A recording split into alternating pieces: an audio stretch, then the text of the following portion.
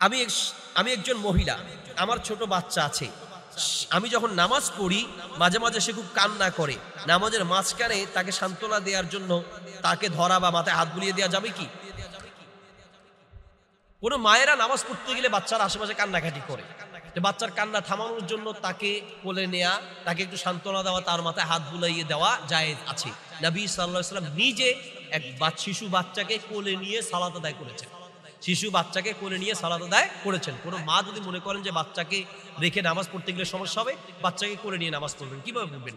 যখন দাঁড়ানো থাকবেন তখন কোলে থাকবে, যখন রুকুতে যাবেন তখন তাকে বসিয়ে দিবেন, ঠিক আছে?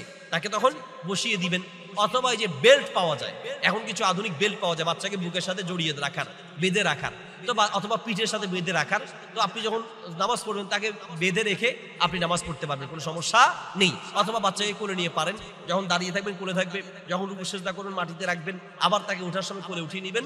এতে করে নামাজ ভঙ্গ হবে না, বরং নবী সাল্লাল্লাহু আলাইহি ওয়াসাল্লামের হাদিস দ্বারা প্রমাণিত আছে, কোনো সমস্যা নেই।